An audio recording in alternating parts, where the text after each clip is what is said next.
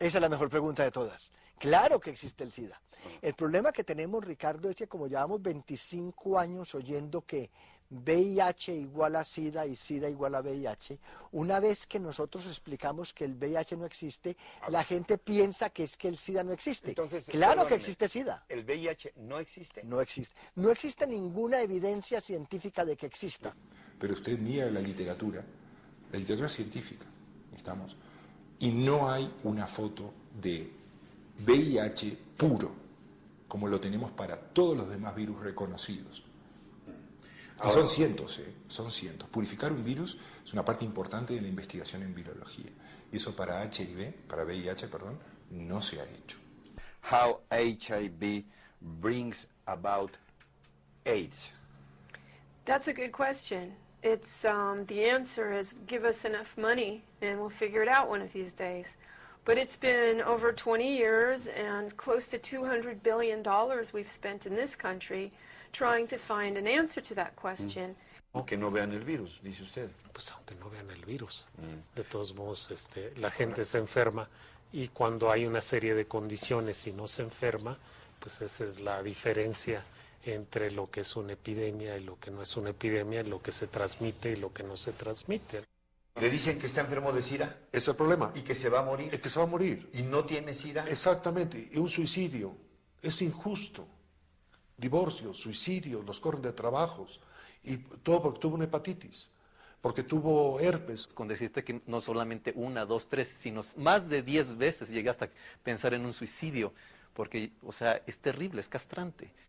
Considero que cuando dan un diagnóstico, como en el caso de Javier, enferman la mente, ¿no?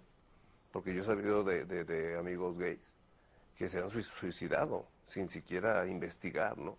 Entonces el hecho de que te den un diagnóstico seropositivo es sentenciarte a muerte, ¿no? Con el consumo de drogas que tenía y demás, lo primero que sucedió cuando a mí me dicen que era seropositivo es que empecé a consumir más. Más, pues sí. Si me voy a ir, que sea cantando, ¿no? Como dicen por ahí.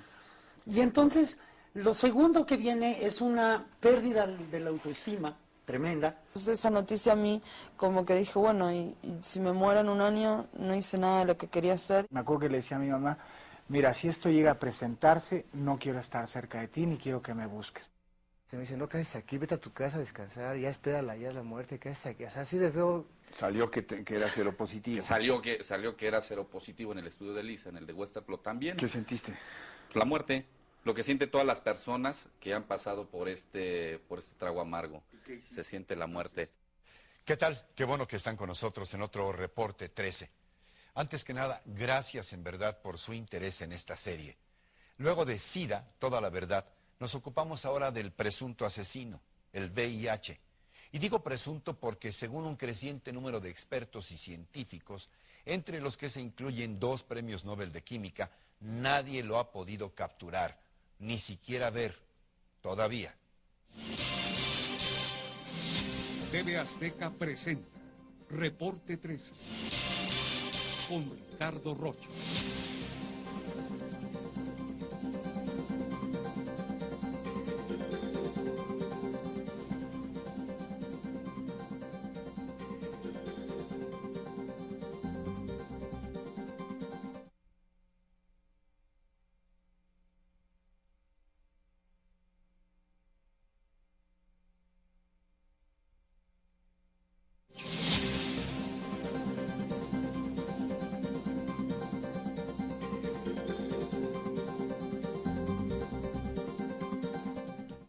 En este segundo programa de la serie de 3, las grandes interrogantes se refieren al actor protagónico del drama del SIDA, el VIH, el virus asesino.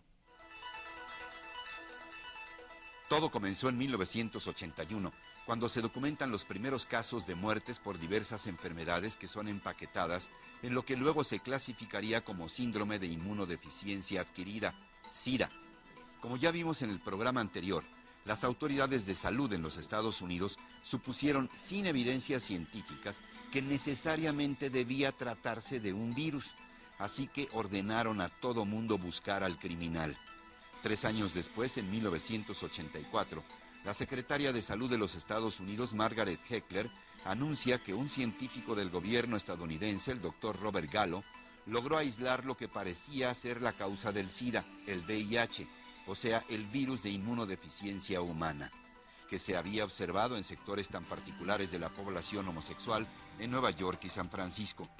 Simultáneamente en París, en el Instituto Pasteur de Francia, el doctor Luc Montagnier, quien había compartido sus pesquisas con Robert Gallo, también asegura haber descubierto al presunto asesino, declarando que se trata de un retrovirus, el probable causante de este cuadro de inmunodeficiencia adquirida, que a su vez provoca la muerte por cualquiera de las 29 enfermedades englobadas en el síndrome.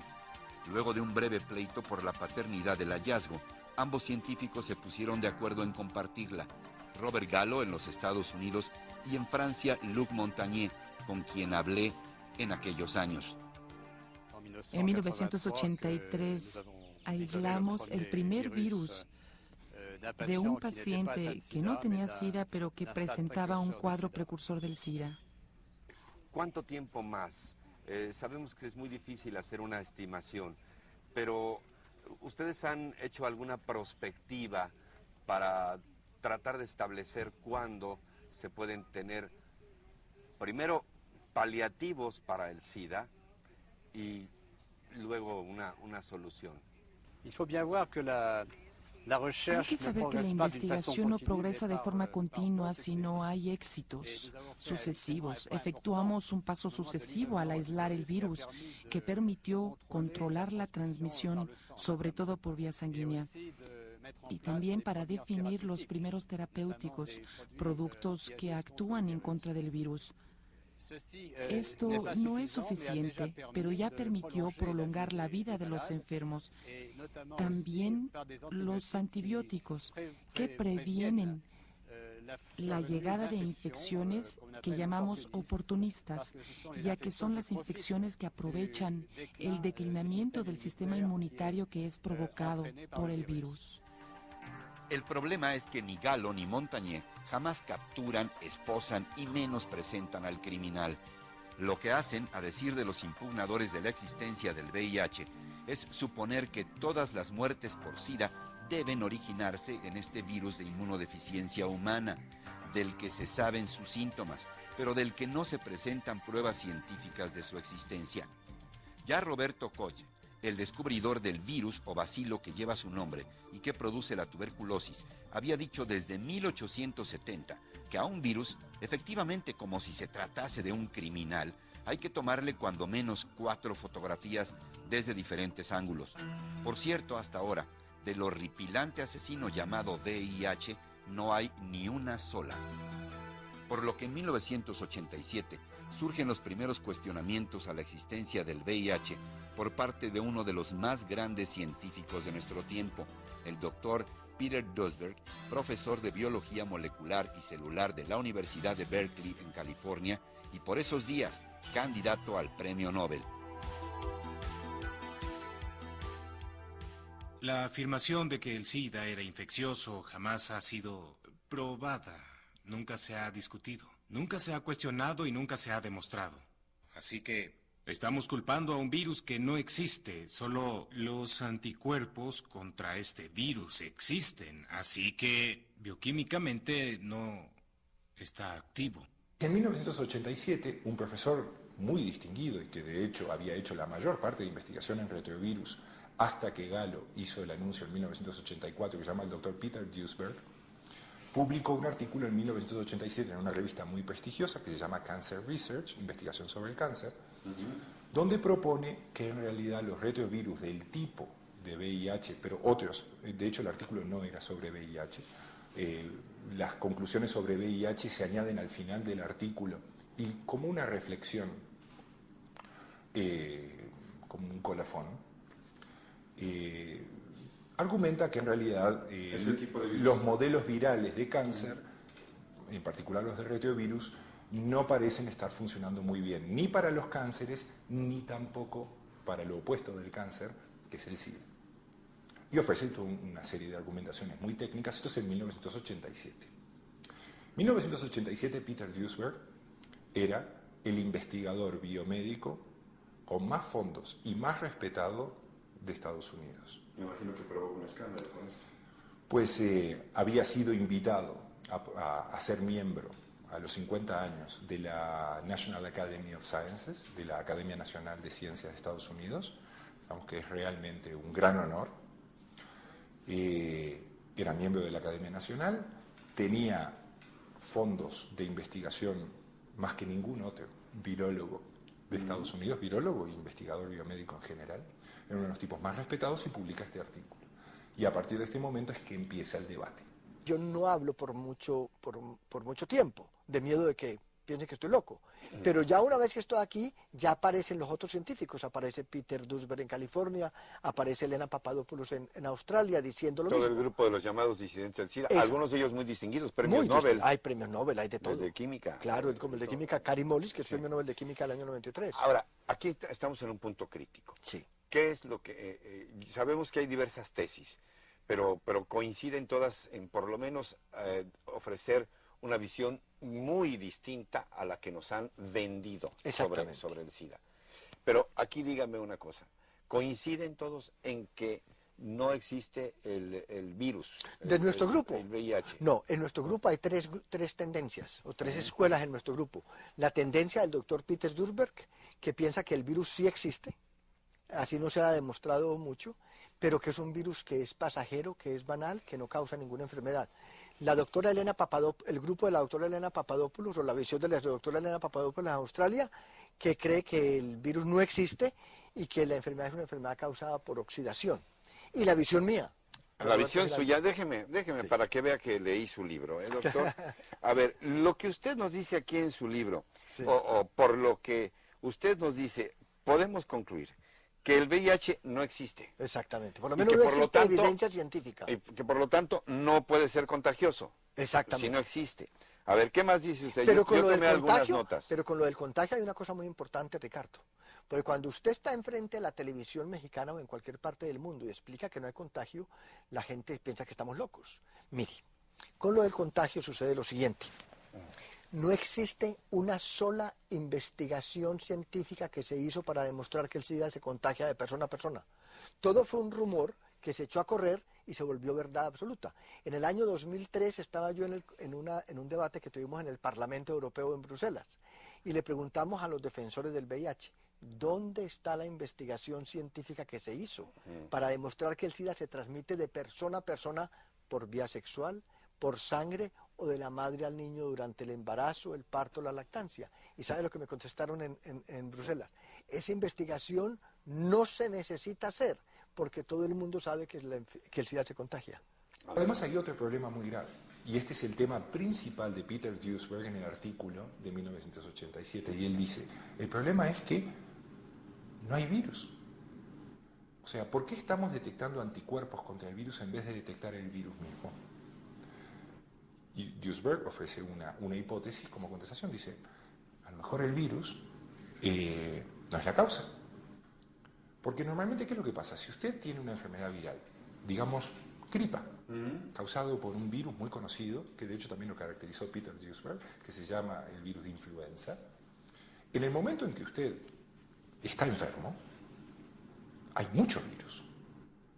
Y después de a poquito el sistema inmunológico lo rechaza y cuando uno se recupera, el virus esencialmente desapareció. Puede ser que quede un poquitito, pero ya no es suficiente para causar los síntomas. Es una batalla ganada por mis anticuerpos. Exactamente, por el sistema inmunitario. Mi sistema inmunológico. Exactamente.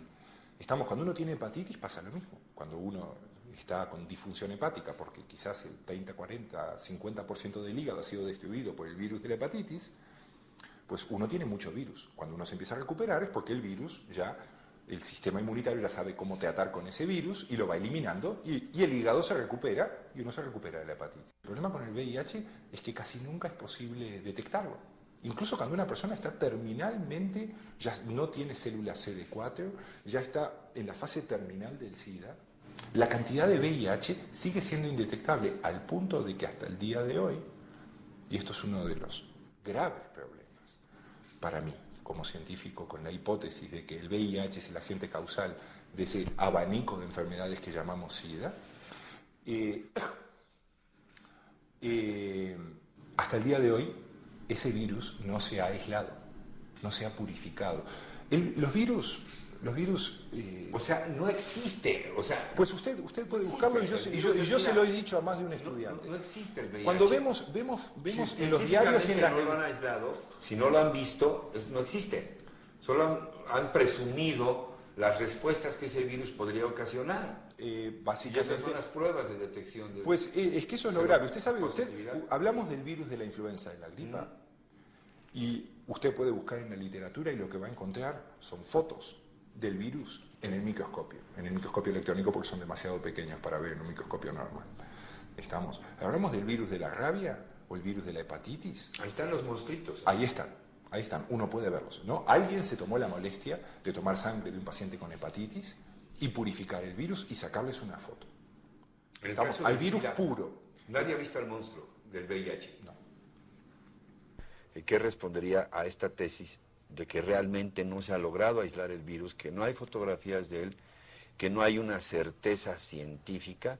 Dicen incluso investigadores del Instituto de Biotecnología de la UNAM, como el doctor Stark, y que no hay una evidencia científica de la existencia del VIH como tal. No, bueno, es que depende de lo que ellos digan y lo que quieran ellos interpretar como evidencia científica. 1, si hay fotografías del virus. 2, si se ha aislado.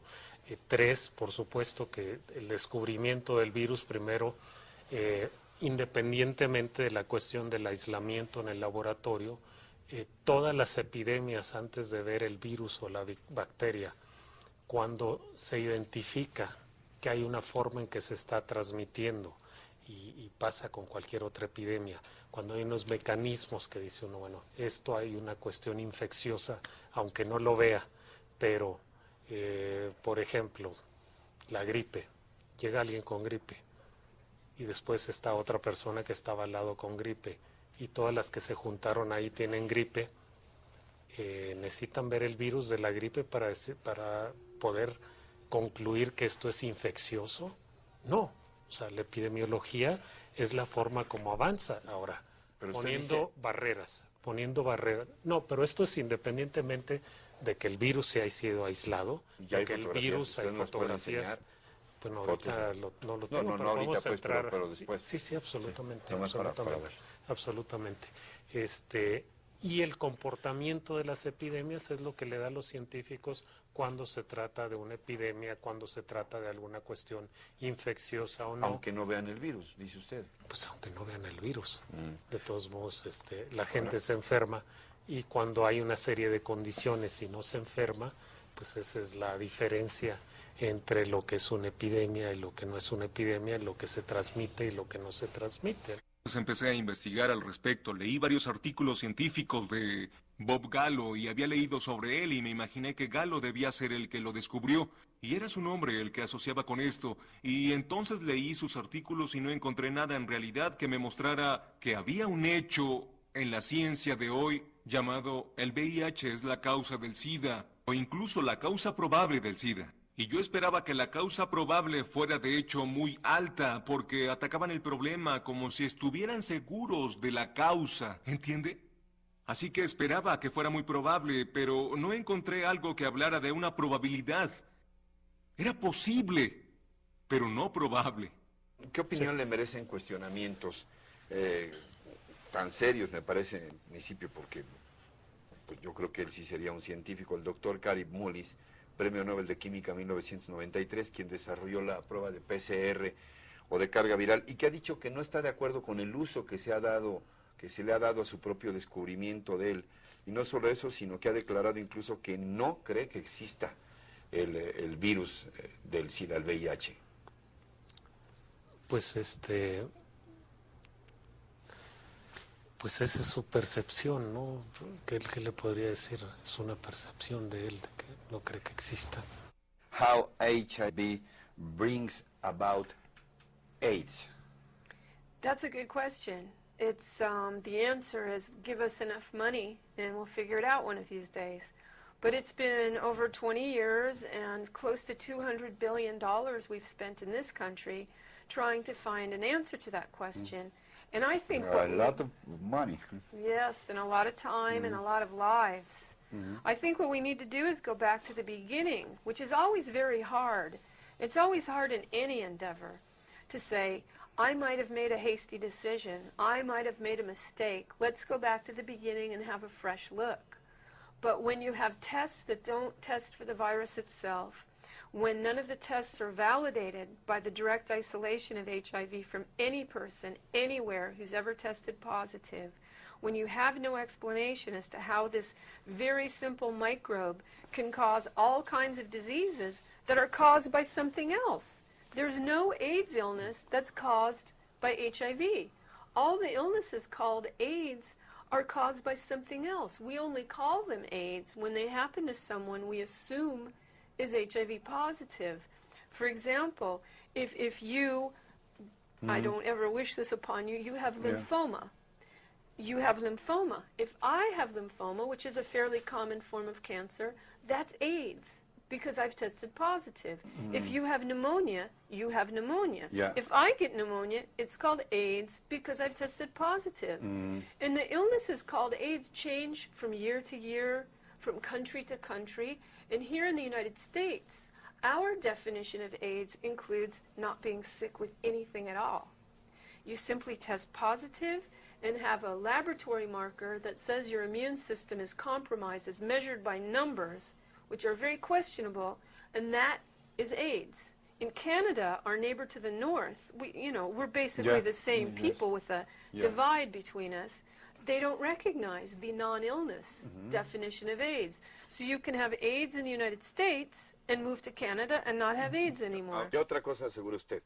Que no se transmite a través de los fluidos corporales ni con la leche materna de un menor, ya nos dijo. A ver, pero también nos dice que las pruebas, como la famosa prueba de Lisa, no es un indicativo del VIH. ¿Por qué rayos cuando va la gente a hacerse un examen, un chequeo, es ya obligado a hacerse la prueba de Lisa y de pronto le dicen, usted es positivo? Claro. ¿Cómo rayos? Yo trabajo con esas pruebas hace 15 años. Sí. En el hospital donde trabajo acá en Yo Nueva York, positivo. trabajo con la prueba de Lisa, prueba de Western blot y prueba de carga viral. Mire, lo interesante, Ricardo, es que no existe una sola prueba para detectar el virus del SIDA mismo. Todas las pruebas que hay, que se llaman pruebas del virus del SIDA, son pruebas indirectas que aparentemente detectan. Unas detectan anticuerpos contra lo que se supone es el virus y la otra detecta copias de fragmentos del ácido nucleico que parece ser del virus. Sin embargo, lo que estamos detectando en las pruebas de Lisa, de Western blot y la mal llamada carga viral es una intoxicación. ¿Por qué? Porque cuando una persona se expone a agentes tóxicos durante periodos largos de tiempo, o a la pobreza y al hambre y a parásitos y a infecciones como en el África, el cuerpo humano libera proteínas que se llaman proteínas del estrés y se producen anticuerpos contra proteínas del estrés. Lo que estamos detectando en las pruebas de VIH, de Lisa y de Western blot son anticuerpos contra proteínas del estrés, y lo que estamos detectando en la mal llamada prueba de carga viral no es carga viral, es carga tóxica. Cuando nosotros tengamos el poder le vamos a poner el nombre de carga tóxica, porque indica es nivel de intoxicación de la persona. O sea que toda la interpretación que ellos han hecho está equivocada. A ver, ¿puede una persona dar positivo en las pruebas de VIH sin tener el VIH? Porque además, ¿existe el VIH? ¿Está probadamente, científicamente probado que existe? No, hasta este momento, hasta el día de hoy, Ricardo, imagínate qué noticia sería esa, ¿no? Tremenda, lo reconocería yo. Si alguien me dijera, aquí está el retrovirus, aquí está cultivo, aquí está toda la situación. No, yo no estoy como de acuerdo. científico No, del VIH. No lo estoy de has acuerdo. detectado. Digamos, por ejemplo, que una persona puede dar positivo a estas pruebas de Lisa y las otras, por ejemplo, si tiene sífilis o tiene herpes o una hepatitis, ¿puede dar positivo? Da de positivo. VIH cuando lo examinan. La prueba de Lisa da positiva. Y le dicen que está enfermo de SIDA. Es el problema. Y que se va a morir. Es que se va a morir. Y no tiene SIDA. Exactamente. Y un suicidio es injusto. Divorcios, suicidios, los corren de trabajos. Y todo porque tuvo una hepatitis. Porque tuvo herpes o porque tiene... O porque estuvo malnutrido de niño. Definitivamente. Y las drogas. Usted mira la literatura científica, estamos. Y no hay una foto de VIH puro, como lo tenemos para todos los demás virus reconocidos. Y son cientos, son cientos. Purificar un virus es una parte importante de la investigación en virología. Y eso para VIH, no se ha hecho. Dicen estos señores que no hay. Ok, Que no hay sí, foto. se los mandamos. ¿Cómo no? Me da su mail y así Sí. le mando la foto. Doctor Stock, me da mucho gusto saludarlo. ¿Qué tal, doctor? Muchas gracias, muy bien, por suerte. ¿Y qué tal tú? Doctor, bien, pues te he mandado por correo electrónico 2 fotografías que a su vez me mandó el doctor Jorge Saavedra, director del Centro Nacional para la Prevención y Control del VIH-Sida, el CENSIDA, cuando yo le dije que según todos ustedes, este grupo de científicos que está replanteando lo del SIDA, no había fotografía alguna del VIH, y él me dijo, sí, hay fotografías y se las voy a mandar. Me las mandó y son las mismas que yo te estoy remitiendo a ti por correo electrónico. ¿Son las fotografías del tan perseguido VIH? Mira, el VIH, la fotografía que me estás mandando, la de más arriba, la que es en blanco y negro con estos puntitos de colores, en principio más bien parece una célula infectada por algo, donde algo... Esa técnica nosotros llamamos pseudocolor, porque estas fotos salen en blanco y negro, y alguien colorea rojo lo que suponen que es que están buscando. Las fotos de abajo también son células infectadas. Estas son fotos que se encuentran en la red con toda facilidad. Así no es como discutimos las cosas. No me desilusiones. Entonces, me tomó el pelo, entonces el doctor Saavedra. No creo que le haya tomado el pelo. Lo que pasa es que yo no sé cuánto ha trabajado el doctor Saavedra con el virus del SIDA él mismo. Sí. Pero de hecho, hasta el mismo descubridor, entre comillas, original del virus, que es el francés Luc Montagnier, él dijo en el 2003, repito, no lo aislamos. Entonces, estas son fotos de células presumiblemente infectadas con el virus, que no es lo mismo.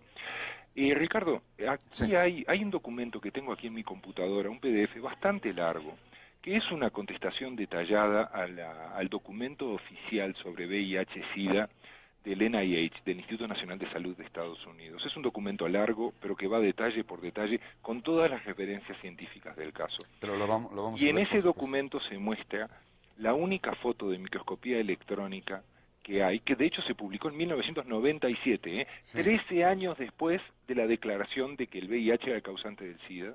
Sí. En 1997, en el Journal of Virology, se publicó una foto que es horrorosa. Y este trabajo que te voy a enviar, este PDF, también tiene la foto. Y tiene la foto de lo que se publicó en el 97 como aislamiento del virus, y abajo un verdadero aislamiento de virus. Y vas a ver la diferencia.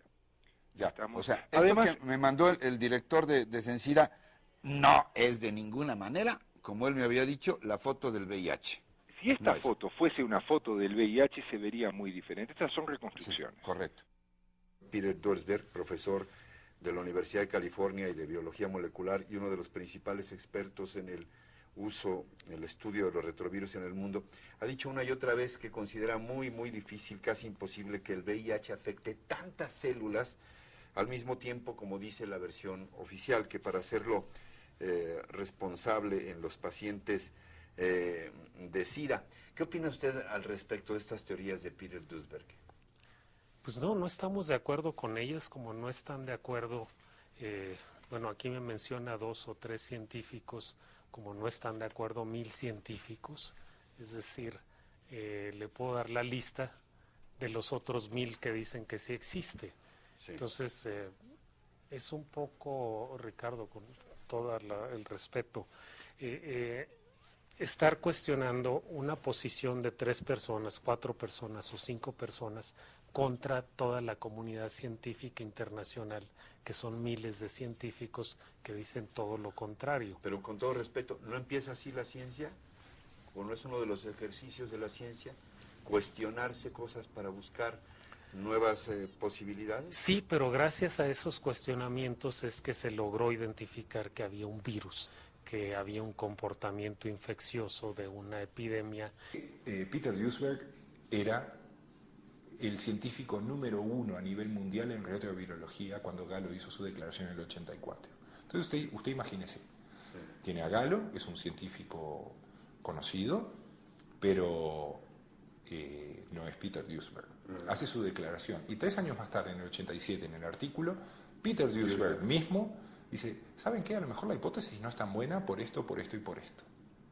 Entonces, se empezó la campaña para denostar a Peter Duisberg, que funcionó muy bien, y Peter Duisberg esencialmente perdió sus estudiantes, perdió sus subsidios y pasó al olvido total.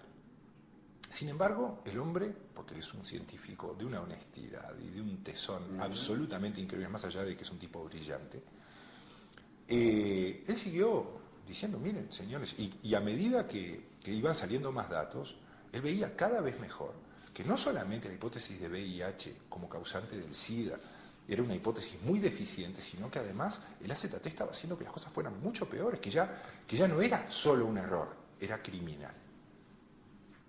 Y el hombre siguió, dentro de sus medios, estamos diciendo lo que pensaba y argumentándolo muy bien, brillantemente dirían algunos. Sí. Y sobre eso trata el libro que escribió Harvey Bialy, justamente, sobre esta historia.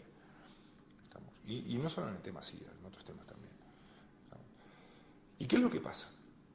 Pues siguió publicando, porque muchos científicos nos tomamos muy en serio sus objeciones. Puede ser que los grandes medios de comunicación dijeran que era un loco suelto, pero muchos científicos que nos molestamos en leer los argumentos dijimos, pero esto tiene mucho sentido.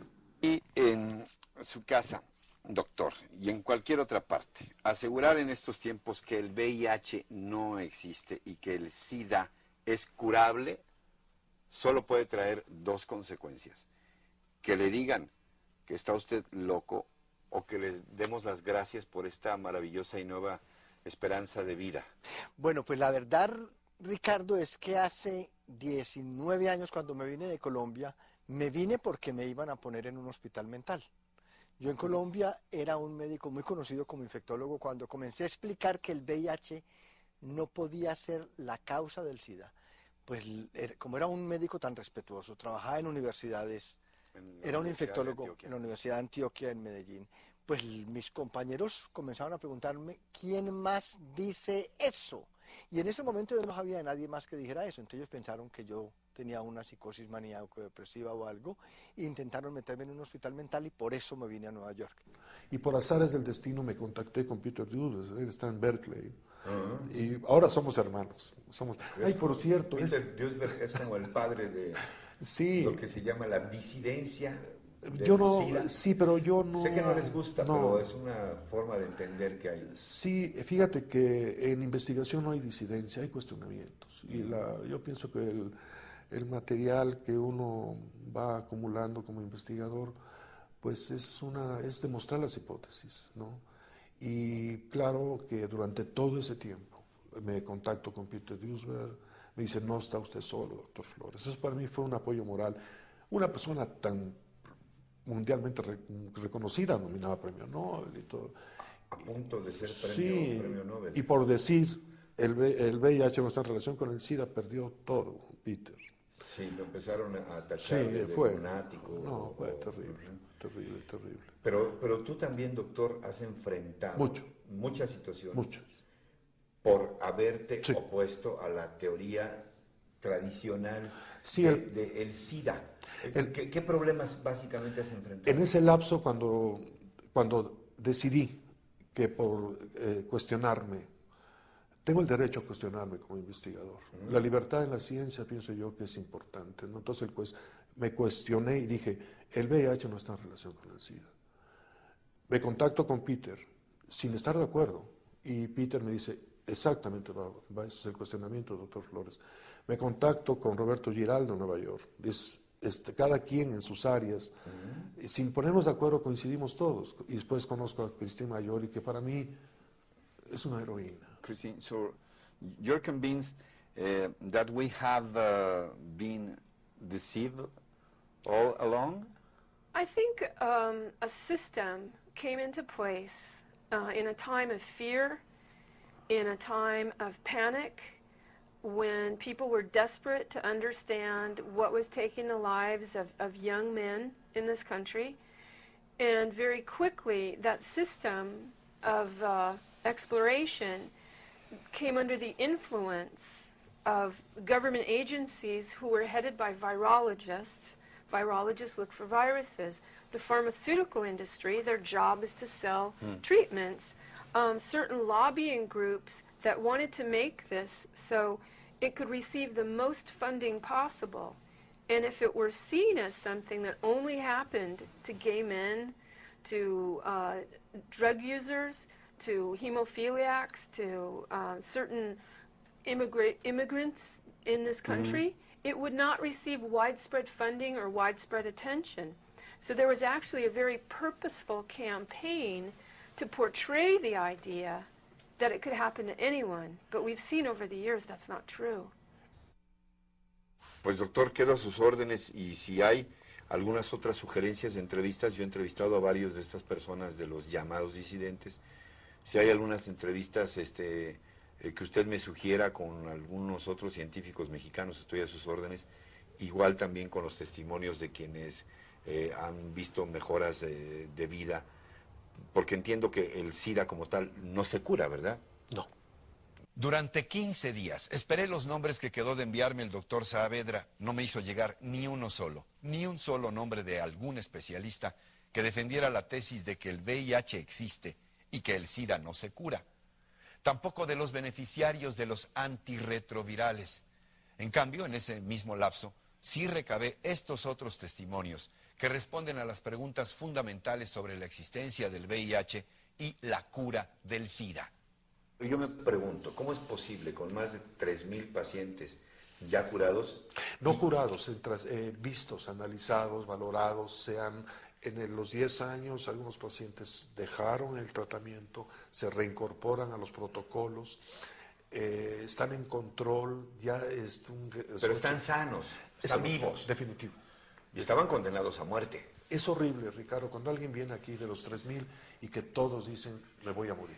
¿Tú estás plenamente convencido ahora de que vas a seguir viviendo? Realmente sí. Con calidad de ya vida. tengo más proyectos, por eso que dejé apagados, los voy a sacar otra vez, nuevos proyectos. Y esta persona me miraba y me dijo, cambia tus hábitos sexuales, tus hábitos alimenticios y por ningún motivo tomes antivirales porque eso te va a matar. ¿Y qué te pasó durante ese tiempo? ¿Cómo te sentiste? Empecé a enfermarme de SIDA. Sí, ¿Cómo es eso? Con los antirretrovirales. Sí, empezar a tener diarreas, empezar a tener sudoraciones nocturnas, el herpes que yo tenía, sí, se empezó a agravar. Empezaste a sentir los Empecé síntomas a grabar. del SIDA. Ajá. ¿Tratamiento con quién o de qué? Desintoxicación, nutrición, quitar la oxidación del cuerpo con antioxidantes y principalmente, lo más importante, un trabajo profundo de control mental a través de la meditación. Nada esotérico, nada espiritualoide, nada, pero aprender a controlar las emociones de ira, miedo. Puede curar. Se puede curar, Ricardo, y la parte más interesante es que se puede curar muy fácilmente y de una forma muy económica. Y esta es la parte que entramos en contradicción y por eso no se quiere saber de nosotros. Porque entramos en contradicción con las compañías farmacéuticas, con la prácticamente la industria farmacéutica. De miles de millones de dólares. La próxima semana, el SIDA se cura. La tercera y última parte de nuestra controvertida serie especial sobre este mal de nuestro tiempo. Y así llegamos al final. Los espero la próxima semana en otro Reporte 13. Hasta entonces, hasta siempre. TV Azteca presentó Reporte 13 con Ricardo Rocha.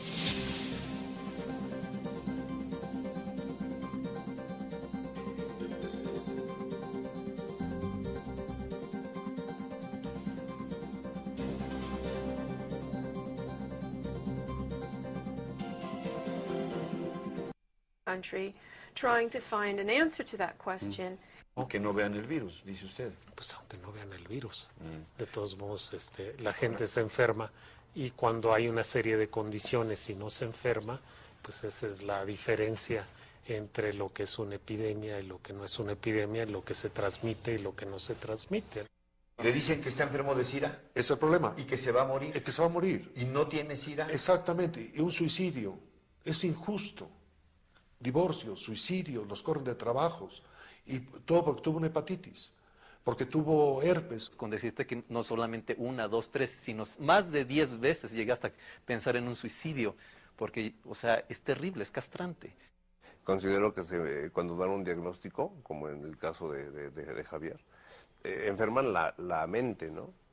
Porque yo he sabido de amigos gays que se han suicidado sin siquiera investigar, ¿no? Entonces el hecho de que te den un diagnóstico seropositivo es sentenciarte a muerte, ¿no? Con el consumo de drogas. En 1981, cuando se documentan los primeros casos de muertes por diversas enfermedades que son empaquetadas en lo que luego se clasificaría como síndrome de inmunodeficiencia adquirida, SIDA. Como ya vimos en el programa anterior, las autoridades de salud en los Estados Unidos supusieron sin evidencias científicas que necesariamente debía tratarse de un virus, así que ordenaron a todo mundo buscar al criminal. 3 años después, en 1984, la secretaria de Salud de los Estados Unidos, Margaret Heckler, anuncia que un científico del gobierno estadounidense, el doctor Robert Gallo, logró aislar lo que parecía ser la causa del SIDA, el VIH, o sea, el virus de inmunodeficiencia humana, que se había observado en sectores tan particulares de la población homosexual en Nueva York y San Francisco. Simultáneamente en París, en el Instituto Pasteur de Francia, el doctor Luc Montagnier, quien había compartido sus pesquisas con Robert Gallo, también asegura haber descubierto al presunto asesino. Esa es la mejor pregunta de todas. Claro que existe el SIDA.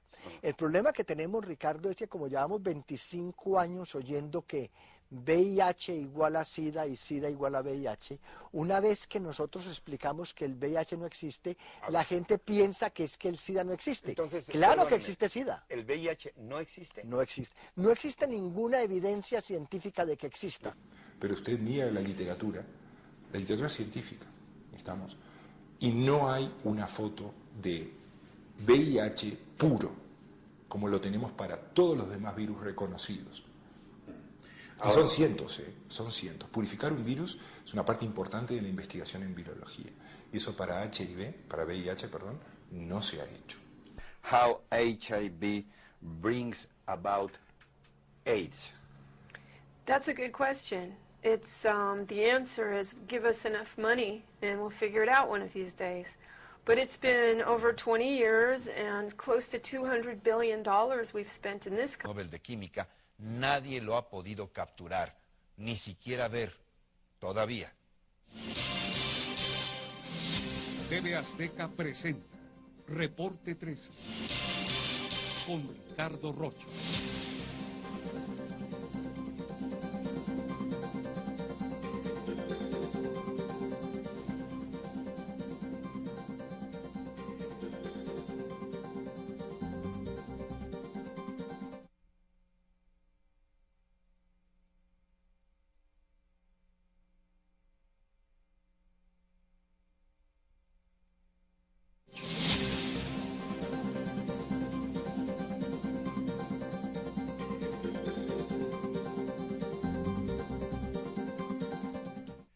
En este segundo programa de la serie de 3, las grandes interrogantes se refieren al actor protagónico del drama del SIDA, el VIH, el virus asesino. Todo comenzó. Y demás. Lo primero que sucedió cuando a mí me dicen que era seropositivo es que empecé a consumir más. Más, pues sí. Si me voy Para a ir, olvidar. que sea cantando, ¿no? Como dicen por ahí. Y entonces, lo segundo que viene es una pérdida de la autoestima tremenda. Entonces esa noticia a mí como que dije, bueno, y si me muero en un año, no hice nada de lo que quería hacer. Me acuerdo que le decía a mi mamá, mira, si esto llega a presentarse, no quiero estar cerca de ti, ni quiero que me busques. Se me dice, no quedes aquí, vete a tu casa a descansar, ya espérala, ya la muerte, quedes aquí. O sea, así de feo. Salió que era seropositivo. Salió que era seropositivo en el estudio de Lisa, en el de Westerplatte también. ¿Qué sentiste? La muerte, lo que sienten todas las personas que han pasado por este trago amargo. Se siente la muerte. ¿Qué tal? Qué bueno que están con nosotros en otro Reporte 13. Antes que nada, gracias en verdad por su interés en esta serie. Luego de SIDA, toda la verdad, nos ocupamos ahora del presunto asesino, el VIH. Y digo presunto porque según un creciente número de expertos y científicos, entre los que se incluyen 2 premios